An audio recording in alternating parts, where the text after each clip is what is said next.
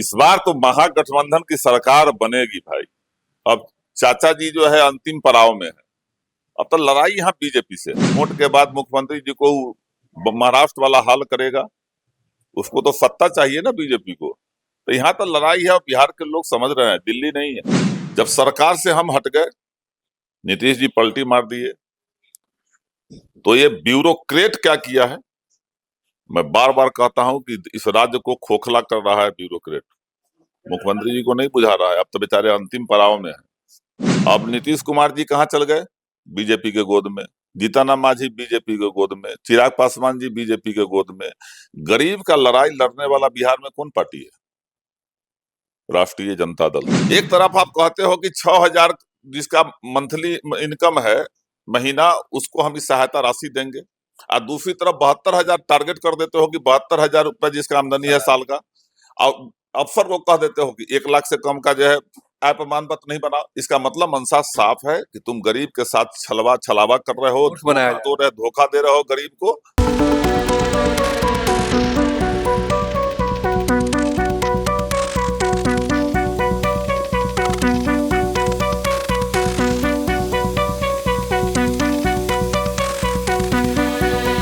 नमस्कार, आप first look Bihar देख रहे हैं और मैं हूं अभिषेक रंजन। बिहार में इसी साल विधानसभा चुनाव होना है। ऐसे में देखिए कि बीजेपी की तरफ से, एनडीए की तरफ से लगातार दावा किया जा रहा है कि इस बार जो है महागठबंधन 25 सीट पर सिमट जाएगी।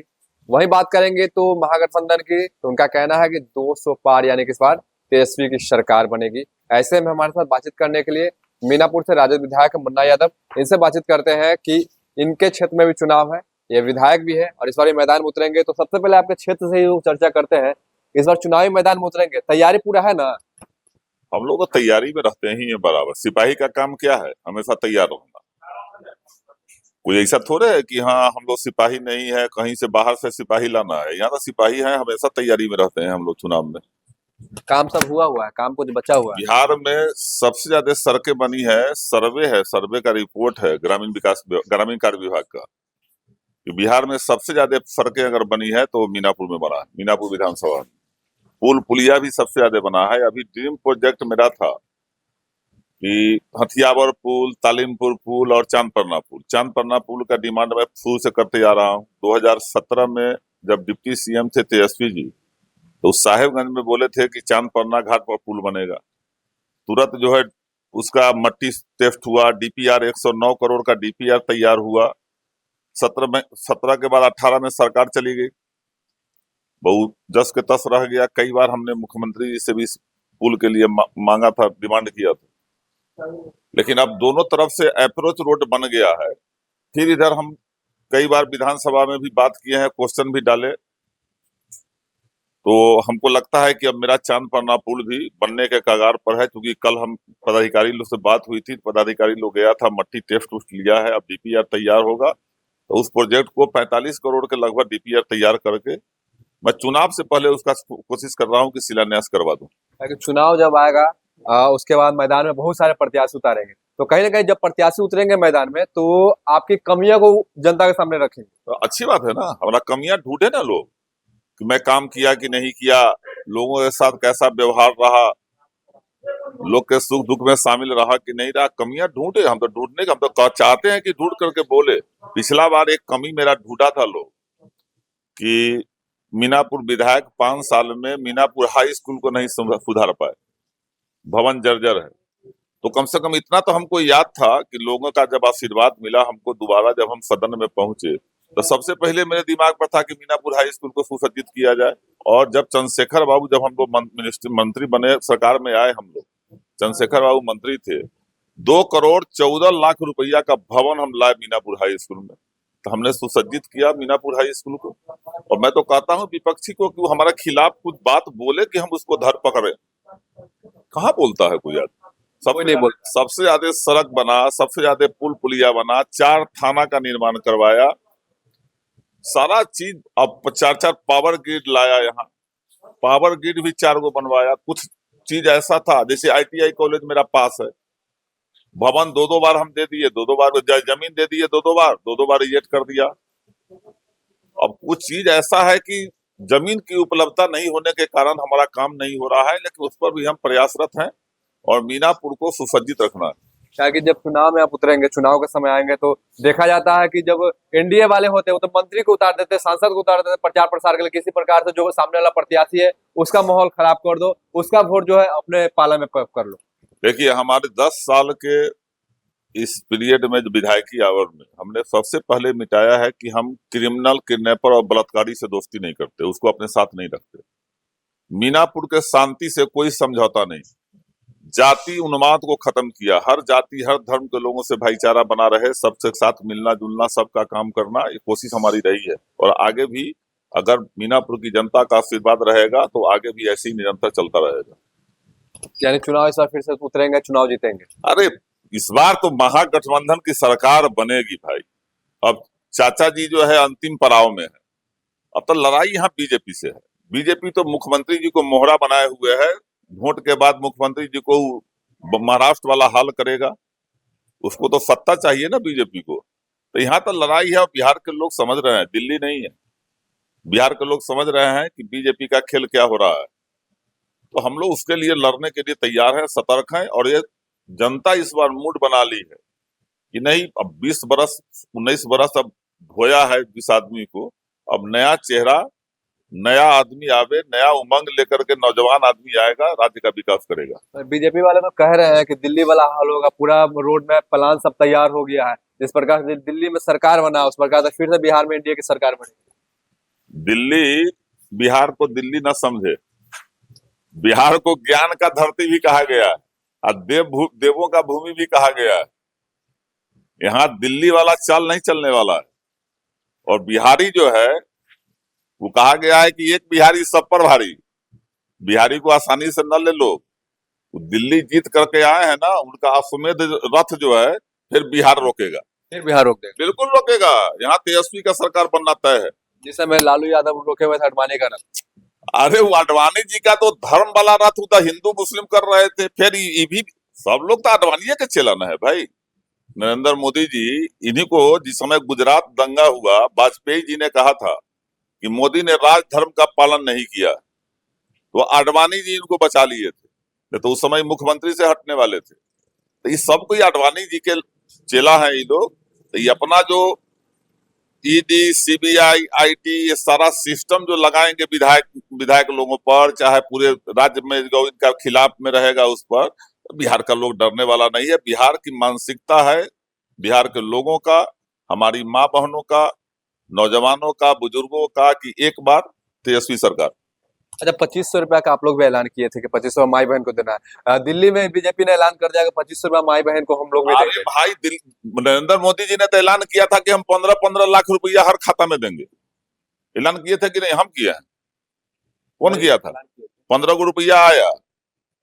नरेंद्र मोदी कहे थे कि हम 2 करोड़ नौजवान को नौकरी देंगे, वैकेंसी बंद कर दिए। कोई भरोसा करेगा? तेजस्वी यादव पर भरोसा इसलिए करेगा कि रांची में हमारी सरकार अभी झारखंड में चल रही है।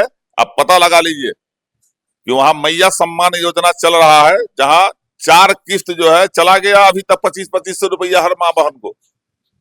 तो जहां एक तरफ गठबंधन में हम दे रहे हैं, प्रमाणित है, झारखंड में जा करके मैं चैलेंज के साथ कहता हूं कि बिहार के लोग भरोसा करे और पता लगावे कि हाँ, झारखंड में महागठबंधन की सरकार माई बहन सम्मान योजना में दे रहा है कि नहीं दे रहा है।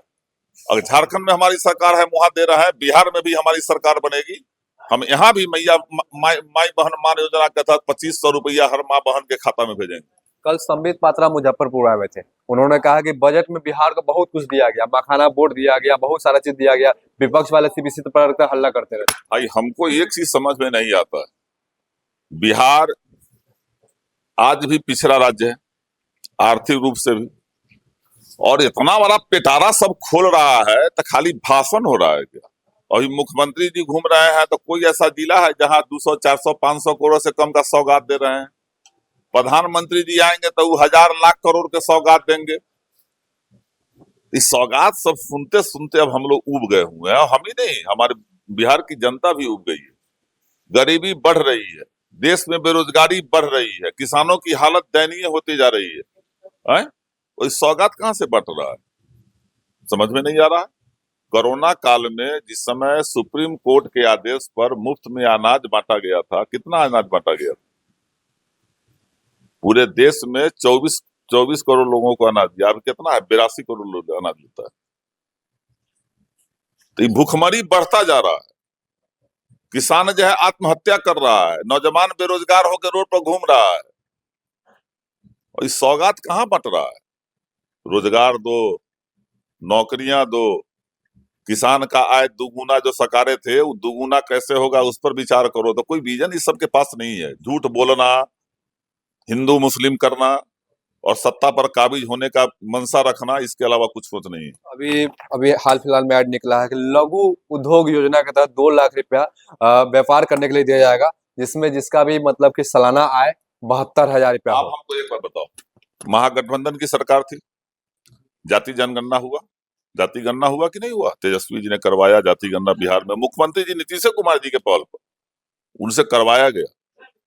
94 लाख परिवार जो है गरीबी रेखा के नीचे आया, जिसको जीविकोपार्जन का कोई साधन नहीं है, ऐसा परिवार। उसमें विधानसभा में कैबिनेट से मंजूरी हो गई, विधानसभा में पारित हुआ, कैबिनेट से मंजूरी हो गया कि वैसे परिवार को चिन्हित करके 2 लाख रुपया का सहायता दिया जाएगा, रोजगार, छोटा मोटा रोजगार करने के लिए। उसका आय सीमा तय किया गया, कितना? 72,000 रुपया, मतलब 6,000 के महीना होता है ना, 6,000 के महीना। जब सरकार से हम हट गए, नीतीश जी पलटी मार दिए, तो ये ब्यूरोक्रेट क्या किया है? मैं बार बार कहता हूं कि इस राज्य को खोखला कर रहा है ब्यूरोक्रेट। मुख्यमंत्री जी को नहीं बुझा रहा है, अब तो बेचारे अंतिम पड़ाव में है। ये ब्यूरोक्रेट वहां से कैबिनेट से नोटिस निकलवा दिया कि 1 लाख से कम किसी का आय प्रमाण पत्र नहीं बनेगा। आप पता लगा लीजिए, नहीं बन रहा है, आप पता लगा लीजिए ना। नहीं बन रहा। हम लोग कह तो हम पैरवी किए हैं भैया, कहता है कि ऊपर से चिट्ठी आया हुआ है कि 1 लाख से कम का नहीं करना है। तो फिर कैसे ये होगा? आप बिहार के लोग को क्या बुझ रहे हैं? इतना मूर्ख बुझ रहे हो। एक तरफ आप कहते हो कि 6,000 जिसका मंथली इनकम है महीना, उसको हम इस सहायता राशि देंगे, और दूसरी तरफ 72,000 टारगेट कर देते हो कि 72,000 रुपए जिसका आमदनी है साल का, और अफसर को कह देते हो कि 1 लाख से कम का जो है आय प्रमाण पत्र नहीं बना। इसका मतलब मंशा साफ है कि तुम गरीब के साथ छलावा कर रहे हो, धोखा दे रहे हो गरीब को। तो ये धोखाधड़ी और छलावा की राजनीति नहीं चलेगी। हमारी सरकार बनेगी, 94 लाख परिवार जो चिन्हित तेजस्वी जी ने करवाया है, उस प्रत्येक परिवार को 2-2 लाख रुपया जो है, जब हम आर्थिक सर्वे करवा लिए हुए हैं, आर्थिक सर्वे में हम देख लिए हुए हैं, तो प्रत्येक परिवार को 2-2 लाख रुपया जो है मुहैया करा दिया जाएगा। तो आखिर ये क्या कारण है कि मतलब कि जो 72,000 का आय प्रमाण बन ही नहीं रहा है 19 फरवरी से 5 मार्च तक, लेकिन इसके बीच में वो लोग हड़बड़ी में है कि किसी प्रकार से आय प्रमाण पत्र बन जाए, लेकिन आय प्रमाण तो वहां जाएंगे ब्लॉक में फंस जाएगा वो। आय प्रमाण पत्र का आदेश हो गया है कि 1 लाख से कम का नहीं बनाना है, पैसा देना नहीं है, फॉर्म भरवा लेना है। लोग में मैसेज हो जाएगा, लोग फॉर्म भरेगा कि वोट का समय है कि मिलेगा मिलेगा, किसी को नहीं मिलेगा। तो ये सरकार की पॉलिसी ऐसी हो गई है। एक तरफ चिन्हित कर देता है कि हाँ, लिमिट कर देता है कि 72,000 तक जिसका आमदनी होगा उसको मिलेगा, और दूसरे पदाधिकारी को कह देता है 1 लाख से कम का आय प्रमाण पत्र नहीं बनवाओ। ये दोहरी नीति जो है सरकार की, गरीब के साथ धोखाधड़ी का जो मामला है, ये नहीं चलने वाला है। रोजगार के बात आप लोग भी कर रहे थे, रोजगार के बात अब नीतीश कुमार की पार्टी कर रही है लगातार। वो कह रहे हैं कि हम लोग ही रोजगार दिए, हम लोग ही नौकरी दिए हैं। आप एक बार बताओ, तेजस्वी जी से पहले नीतीश जी कभी रोजगार और नौकरी की बात करते थे क्या? नहीं करते थे कभी? लेकिन अब तो और जब तेजस्वी जी बोलते थे तो उल्टे इन पर जो है पटांग बात बोलते थे। स्वर्गीय सुशील मोदी जी भी बोलते थे, मुख्यमंत्री जी भी बोलते थे, लेकिन पिता तक चले गए थे। और मोदी जी तो, स्वर्गीय सुशील कुमार मोदी जी तो भगवान के तक चले गए थे। हमको याद है कि जब हुआ कि जितने भी नियोजित शिक्षक हैं उनको राजकर्मी का दर्जा दिया जाए, तो सुशील मोदी जी का बयान है, आप सर्च करके देख लेना, कि भगवान भी राजकर्मी का दर्जा नहीं दे सकते। तेजस्वी जी दिलवा के दिखाए ना, जब साथ में आए तो दिलवा के दिखाए ना, राजकर्मी का दर्जा भी मिला, 5 लाख को नौकरी भी मिला, 3.5 लाख प्रक्रियाधीन था जो अभी उसी पड़ा हुआ है, करके दिखाए ना। तो तेजस्वी यादव ने पूरे देश को मॉडल बनाया है रोजगार पर और ये बेरोजगारी पर। और मजबूरी है नीतीश कुमार को बोलना, ना बोलेंगे अब? बोलवे करेंगे कि हम रोजगार देंगे, हम ये करेंगे। लेकिन अब लोग बुझ गया, अब कितना दिन रहिएगा भाई?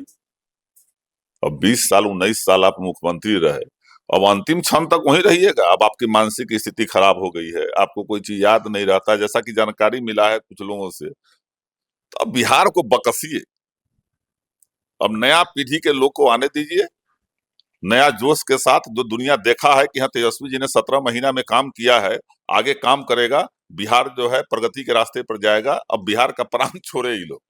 आखिरी सवाल है, चुनाव के समय जब आप लोग आएंगे तो फिर से वो बीजेपी वाले एनडीए वाले कहेंगे कि अगर लालू यादव के अगर फिर से राज शासन आया, तेजस्वी यादव की सरकार बना, फिर से वो जंगल राज का दौर शुरू हो जाएगा, फिर से बिहार में लगातार हत्या, लूट, अपहरण का सिलसिला शुरू हो जाएगा। एक बात हमको आप बता दीजिए, आज डकैती नहीं हो रही है, मर्डर नहीं हो रहा है, हत्या नहीं हो रहा है, बैंक लूट नहीं हो रहा है? वो लोग कह रहे हैं कि कार्रवाई हो रहा आज हो रहा है कि नहीं हो रहा है? कार्रवाई हो रहा है। है, एनडीए वाले कह रहे हैं कार्रवाई भी हो रहा है। नहीं, एनडीए देखिए, बीजेपी के सामने तो किसी को बोलने की औकात नहीं है जो उसके गठबंधन में है।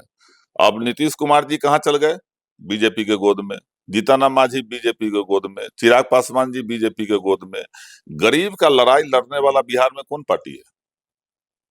राष्ट्रीय जनता दल, जिसके अगुवा अभी आदरणीय तेजस्वी यादव जी हैं। जब भी गरीब का शासन हुआ है, गांव घर में देखते होइएगा कि गरीब अगर कुर्सी पर बैठने लगा तो कहता है कि रे जंगली हो, कुर्सी पर बैठा लो। तो गरीब के शासन जब था, आप लोगों को भी मालूम है कि लगौटी वाला अगर चला जाता था, कलेक्टर के नजदीक खड़ा हो जाता था ना, तो कलेक्टर का कुर्सी हिलने लगता था। तो उस गरीब के शासन को कहा कि जंगल राज है। कौन ऐसी हुकूमत है पूरे देश में जहां क्राइम नहीं होता है? हमको बता देना कोई, कहाँ क्राइम नहीं होता है? आज नहीं हो रहा है बिहार, आज क्राइम में भी आप नंबर 1 पर है, 1 to 5 के बीच में है। कहाँ क्राइम नहीं होता है? क्राइम रोक दीजिएगा।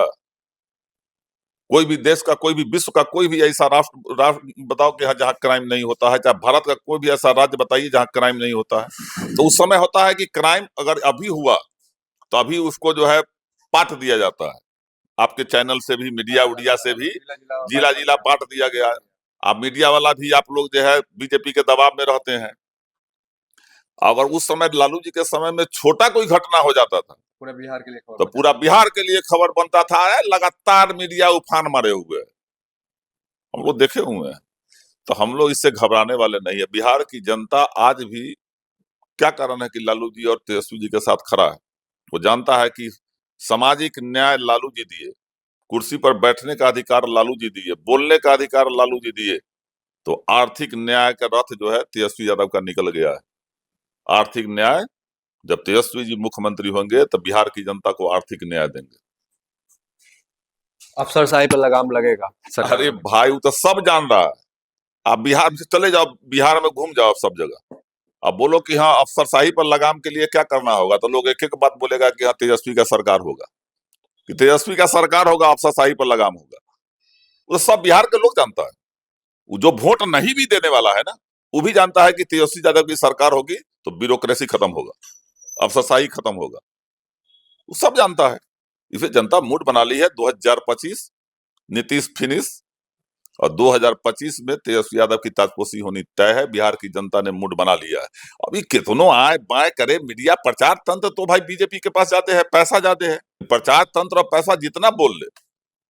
लेकिन इस बार बिहार की जनता मूड बना ली है कि हाँ हमको तेजस्वी का सरकार, एक बार तेजस्वी की सरकार देखना है।